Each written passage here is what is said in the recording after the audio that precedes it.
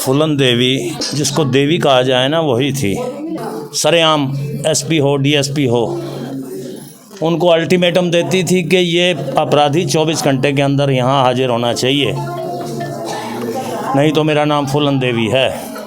मेरे समाज को दोबारा से आप और फूलन देवी बनने के लिए मजबूर ना करें। कोई बहन बेटी हथियार उठाने के लिए मजबूर नहीं होती।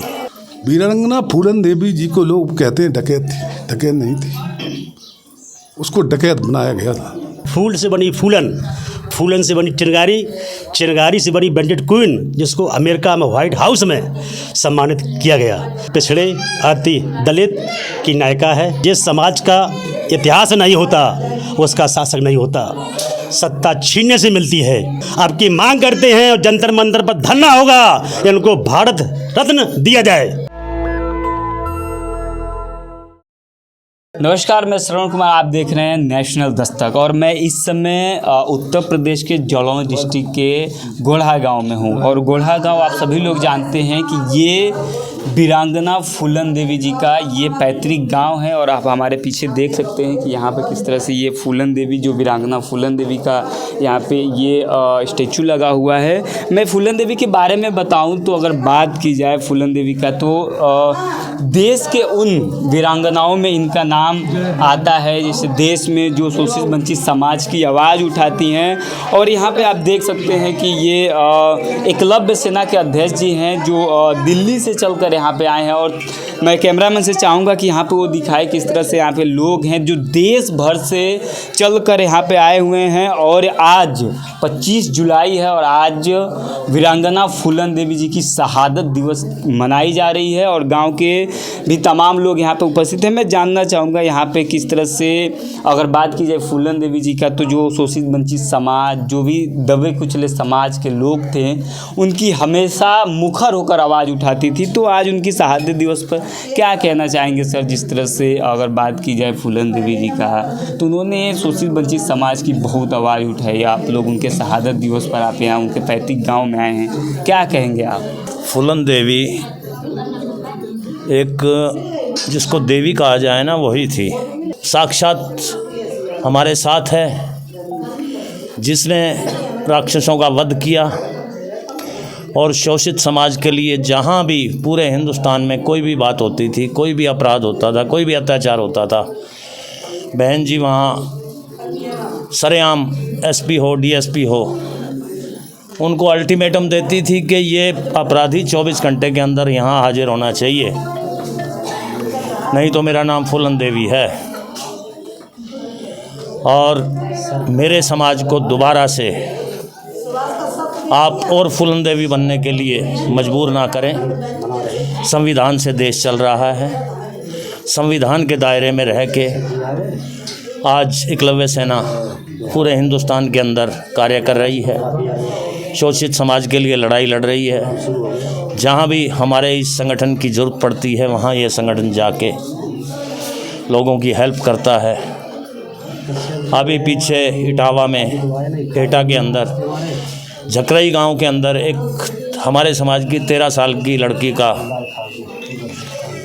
एक मनुवादी ने खेत में ले जाकर शोषण किया और उसका मर्डर कर दिया, जिसके 2 महीने बाद भी उस बच्ची को इंसाफ नहीं मिल रहा था। हमारी पूरी टीम और अन्य हमारे समाज के संगठन वहां पहुंचे। रात को 12:30 बजे हमने डीएम एसडीएम को ज्ञापन दिया, अकबर सुबह एटा जाम होगा और नहीं तो हमारी बेटी को इंसाफ दो। सर, एक लास्ट आपसे क्वेश्चन रहेगा कि जिस तरह से अगर बात की जाए वीरांगना फूलन देवी जी का, तो इनका नाम स्वर्णिम अक्षरों में लिखा जाता है। इनकी तुलना सावित्री बाई फूले, माता फातिमा शेख जी हैं, कहीं झलकारी बाई देवी जैसे लोगों के बीच में अगर बात की जाए तो फूलन देवी जी का नाम आता है। लेकिन एक ऐसा भी तबका है जो आज भी फूलन देवी जी को डकैत कहता है, क्या आप उनको मैसेज देना चाहेंगे? देखो, जो इस किस्म की विचारधारा रखते हैं,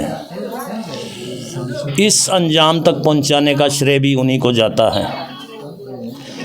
कोई बहन बेटी हथियार उठाने के लिए मजबूर नहीं होती। जितने भी डकैतों ने आत्मसमर्पण किया था, 8.25 साल के बाद में सबको रिहाई दे दी गई, बैंकों से लोन दिए गए, ट्रैक्टरों के 5-5 एकड़ ज़मीन दी गई उनमें अपना भरण पोषण किया।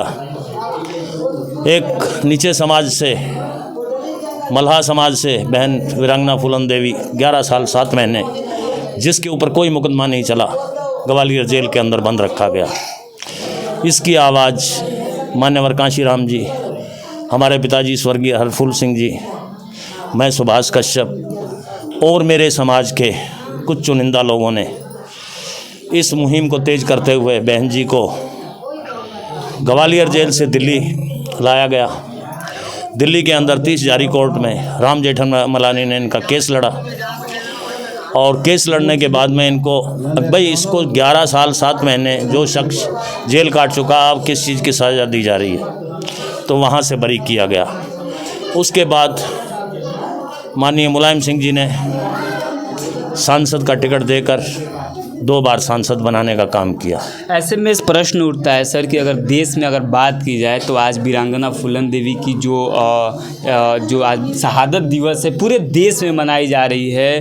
अगर बात की जाए तो गांव गली में जहां भी लोग फूलन देवी की विचार पहुंच सके हैं वहां भी लोग मना रहे हैं। तो क्या लग रहा है कि फूलन देवी जी को आज देश का महानायिका का रोल अदा कर रही हैं, तो क्या लग रहा है कि उनके पीछे से डकैत का जो एक रोल मॉडल जिसे कहा जा रहा है, जो डकैत शब्द है जो समाज में एक निगेटिविटी फैलाता है, वो ख़त्म हो जाना चाहिए? बिल्कुल, हम चाहते हैं जितना भी शोषित दलित समाज है उन के लोगों के मान सम्मान के लिए बहन जी ने लड़ाई लड़ी है और उसका मान सम्मान रखते हुए मैं तो ये कहूँगा 88% जो समाज है अपने घर के अंदर बहन जी का फ़ोटो लगाकर उसकी पूजा करनी चाहिए। और जो पाखंडवाद के अंदर हमारे लोग घुसे हुए हैं, भाई इसके घर में भूत है, प्रेत है, फलाना है, मेरा कहना ये है, मैं दावे के साथ कहता हूँ, अगर बहन जी का अपने घर के अंदर 7 दिन फ़ोटो लगा के अगरबत्ती कर दो, उसने जिंदा भूत नहीं छोड़े, मरा हुआ भूत उस बाउंड्री के अंदर प्रवेश नहीं कर सकता। चलिए ठीक है सर, मैं आपसे एक सवाल लेना चाहूँगा कि जिस तरह से बात की जाए अगर फूलन देवी को हथियार डालने के बाद उन्होंने बुद्धिज़्म को अपनाया, बौद्ध धर्म को अपनाया, क्या कहेंगे आप इस पे? सबसे पहले मैं आपके चैनल के माध्यम से धन्यवाद देना चाहता हूँ। वीरांगना फूलन देवी जी को लोग कहते हैं डकैत थी, डकैत नहीं थी, उसको डकैत बनाया गया था। तो इस वजह से आज लोगों के बहम में घुसा हुआ उनको एक कलंक लगा हुआ है कि एक वो डकैत थी, वो ऐसे थी। नहीं, ये हमारे समाज के दबे कुचले लोगों के साथ अत्याचार हुआ था। इस अत्याचार का बदला बंदूक से लिया गया था। तो मैं इतना ही कहना चाहता हूँ, थोड़ा मुझे टाइम दीजिए क्योंकि अभी आया हूँ। चलिए, यहाँ पे और भी जो गांव के स्थानीय लोग हैं यहाँ पे तमाम अगर बात की जाए तो शहादत दिवस पे 25 जुलाई को पूरे देश से लोग उनके गांव आए हैं और उनका ये घर है, घर के सामने आंगन में उनकी ये आप देख सकते हैं कि स्टैचू लगा हुआ है और गांव से भी तमाम लोग यहाँ पे आए हुए हैं और आप देख सकते हैं कि यहाँ फूल माला तमाम चीज़ों से यहाँ पे स्वागत भी है। तो मैं गांव के लोगों से भी जानना चाहूँगा कि जो क्या कहेंगे सर, जिस तरह से अगर बात की जाए वीरांगना फूलन देवी जी की, तो इनके बारे में आप क्या कहेंगे? इनको लेकर क्या सोच होती है गांव में आज भी?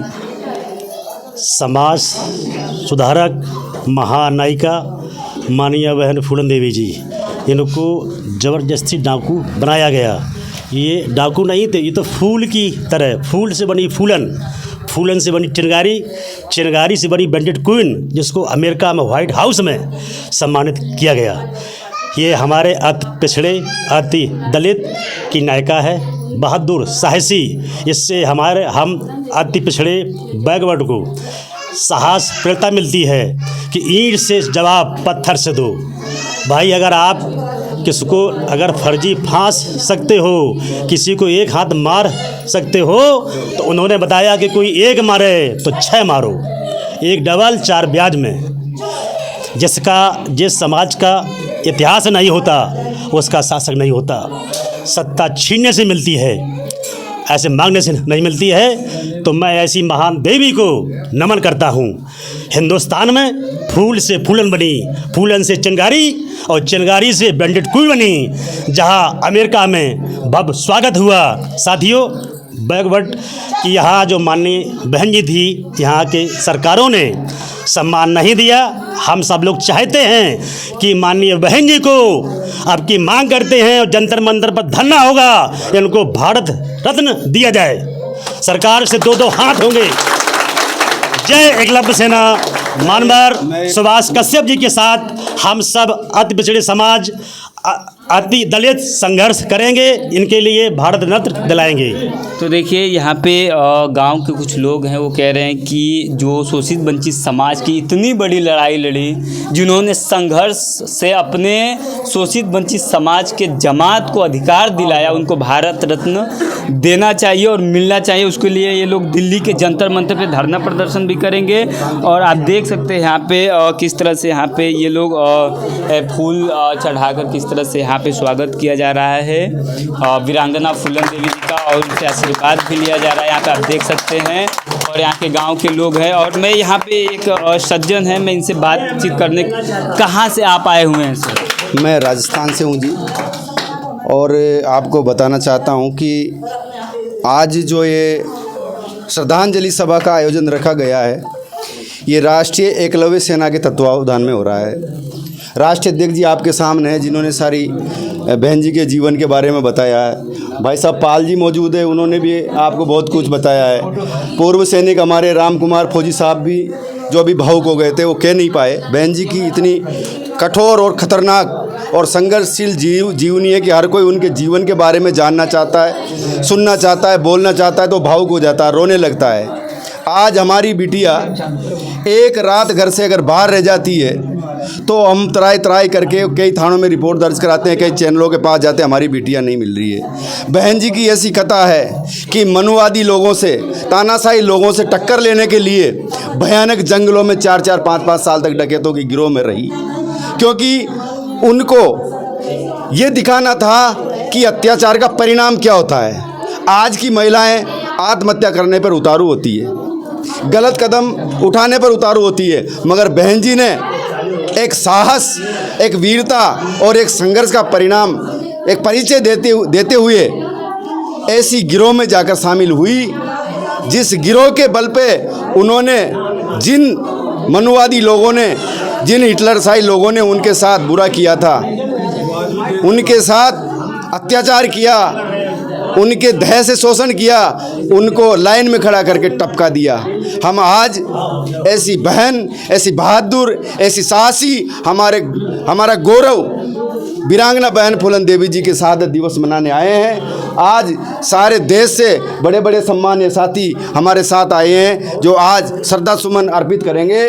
और मैं आपके चैनल के माध्यम से संदेश देना चाहता हूँ, पूरे भारतवर्ष की नारी समाज को संदेश देना चाहता हूँ कि जब जब इस धरती पे अत्याचार होता है, बहन जी को याद किया जाता है। अभी आपने थोड़े दिन पहले सुना होगा, मणिपुर में हमारी बहन बेटियों को नंगा घुमाया गया, तो वहाँ पर आवाज़ निकली कि मणिपुर मांगे फूलन देवी, मणिपुर मांगे फूलन देवी। जब जब इस धरती पर अत्याचार होगा, महिलाओं के साथ दुर्व्यवहार होगा, हमारी बहन वीरांगना फूलन देवी याद आएगी।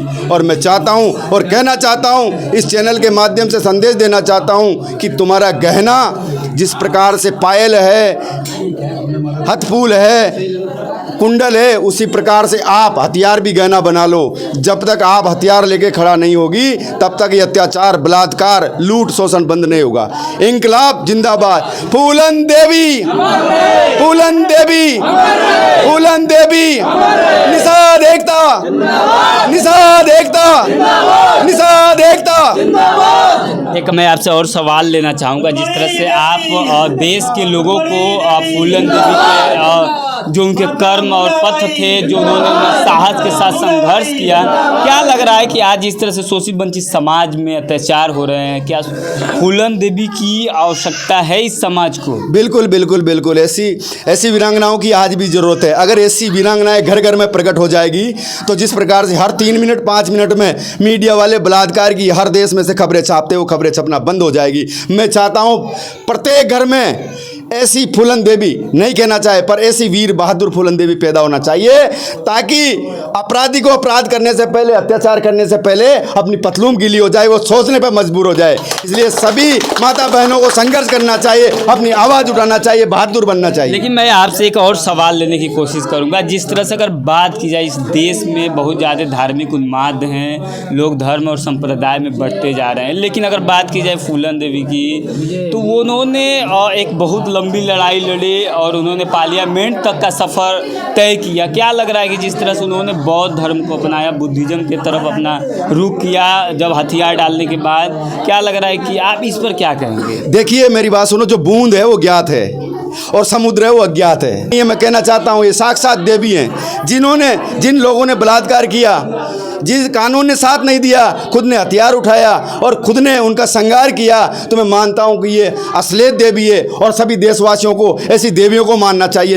लेकिन इनका एक और मानना है, अपने लोगों को बार बार अगर इनकी भाषा सुनेंगे तो वो कहती हैं कि हमारे जो बच्चे हैं उनको स्वस्थ शिक्षा रोजगार की तरफ जाना चाहिए, न कि तमाम प्रकार के आडंबर की तरफ जाना चाहिए। तो आप अपने लोगों को, अपने निषाद समाज को क्या कहेंगे?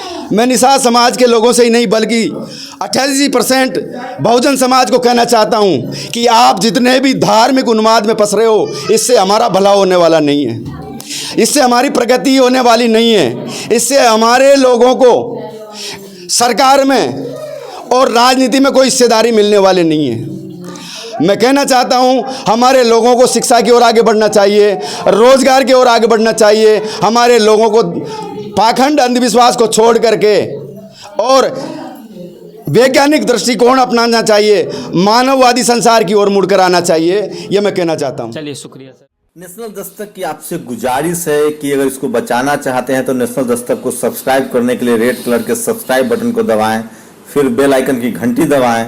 नेशनल दस्तक को बचाने के लिए बहुत ज़रूरी है कि हर खबर को शेयर करें, लाइक करें, कमेंट जरूर करें।